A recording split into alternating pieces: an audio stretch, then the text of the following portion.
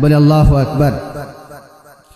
রব্বুল আলামিন বলেন, আমি আমার বান্দাদের জন্য দুনিয়ার জমিনে চলাফেরা করবার জন্য জমিনটাকে দান করে দিয়েছি। তাদের যে দুনিয়ায় চলাফেরা করবে আকাশ এবং বাতাস, এই সব কিছু আমি আল্লাহ রাব্বুল আলামিন পরিপূর্ণ করে দিয়েছি। বলি সুবহানাল্লাহ।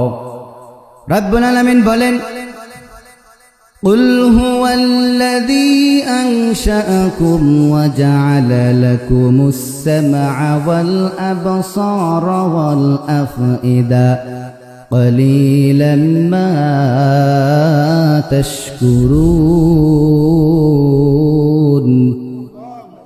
আরো জোরে বলে আল্লাহু আকবার।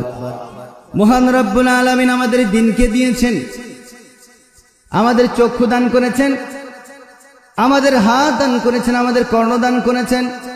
কে দান করেছেন? মহান আল্লাহ রব্বুল আলামিন দান করেছেন। সুতরাং ওই রব্বুল আলামিনের প্রতি শুকরিয়া আদায় করা দরকার আছে না নাই? রব্বুল আলামিন বলেন পবিত্র কুরআনুল কারীমের ভিতরে, ওয়ালাকাদ যায়্যানাস সামাআদ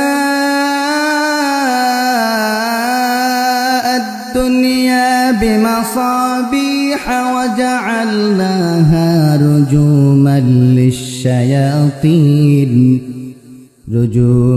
লিশ-শায়াতিন ওয়া আ'তাদনা লাহুম আযাবাস সাঈর। জোরে বলে আল্লাহু আকবার। আল্লাহ রাব্বুল আলামিন বলেন, আমি তোমাদের কাছে আসমানকে সুবিশাল প্রদীপশালী করে দিয়েছি। বলি সুবহানাল্লাহ।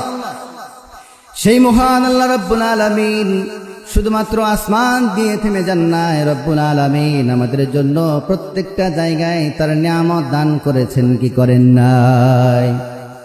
আল্লাহ রাব্বুল আলামিন বলেন, اليوم أكملت لكم دينكم وأتممت عليكم نعمتي ورضيت لكم الإسلام دينا।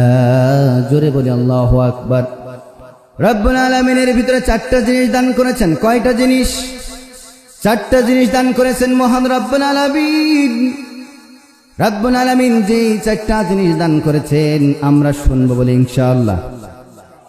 রব্বুল আলামিন বলেন, আল ইয়াউমা আকমালতু লাকুম দীনাকুম, আমি আল্লাহ রব্বুল আলামিন তোমাদের জন্য দিনকে পরিপূর্ণ করে দিয়ে দিলাম। সুবহানাল্লাহ। সেই মহান রব্বুল আলামিনের প্রতি, সেই মহান রব্বুল আলামিনের প্রতি আমরা কি আজকে সম্পূর্ণভাবে শুকরিয়া আদায় করি কিনা? কখনো শুকরিয়া আদায় করি না। রব্বুল আলামিন আমাদেরকে যেই দিন দান করেছেন, এমনকি শুধু দিন দিয়ে থেমে যান নাই, রব্বুল আলামিন আমাদেরকে দিনটাকে পরিপূর্ণ করে দিয়েছেন। সুবহানাল্লাহ। আল্লাহর নবী বিশ্ব নবী মুহাম্মদুর রাসূলুল্লাহ সাল্লাল্লাহু আলাইহি ওয়াসাল্লাম তিনি ইরশাদ করেছেন, হযরত আবু হুরায়রা রাদিয়াল্লাহু তাআলা আনহু ক্বালা রাসূলুল্লাহ সাল্লাল্লাহু আলাইহি ওয়াসাল্লাম, যেই নবী না আসলে আমাদের দুনিয়ায় কোনো কিছু হতো না, দুনিয়ার জমিনে কোনো কিছু পেতাম না। কথা বলেন ঠিক কিনা? আরো জোরে বলেন ঠিক কিনা? মুসলমানদের জবাব মন হবে না, মুসলমানদের জবাব হতে হবে কঠিন এবং উচ্চস্বরে। কারণ মুসলমানরা যদি উচ্চস্বরে কথা বলতে না পারত, যদি মুসলমানরা উচ্চস্বরে নিজের টকবগে রক্ত শরীরটাকে না দিতে পারত, তাহলে কখনো ইসলাম কায়েম হতো না। কথা বলেন ঠিক কিনা? রব্বুল আলামিন এই জন্য বলেন পবিত্র কুরআনুল কারীমের ভিতরে, আল ইয়াউমা আকমালতু লাকুম দীনাকুম ওয়া আতমামতু আলাইকুম নি'মাতি। রব্বুল আলামিন বলেন, আমি আল্লাহ রব্বুল আলামিন দুনিয়ার জমিনে তোমাদের জন্য নিয়ামত পরিপূর্ণ করে দিয়েছি। সুবহানাল্লাহ। সেই জমিনকে আজকে আমরা নাপাক করে দিচ্ছি। কথা বলেন ঠিক কিনা? আজকে বাংলাদেশের জমিনে দেখা যায় যারা কিনা ইসলামকে চায় না, ইসলামের বিধানকে চায় না, এমন মানুষ সমাজে আছে না নাই? তারা কোরআনকে মানতে চায় না, কোরআনের আলোয় আলোকিত তারা হতে চায় না, ইমানদারদের গুনাহগুলি তারা অবলম্বন করতে চায় না, ইমানদারদের যে অবকাঠামোগুলো তারা সেগুলাকে মানতেও চায় না। ঠিক কিনা মুসলমান? আল্লাহ রাব্বুল আলামিন বলেন তাদের কি হালত হবে? তাদের কাল কিয়ামতের দিন, মুসিবতের দিন তাদের কেমন কি হবে। রব্বুল আলামিন বলেন, ওয়ালিল্লাযীনা কাফারু বিরাব্বিহিম আযাবু জাহান্নাম ওয়া বিইসাল মাসীর। আরো জোরে বলে আল্লাহু আকবার।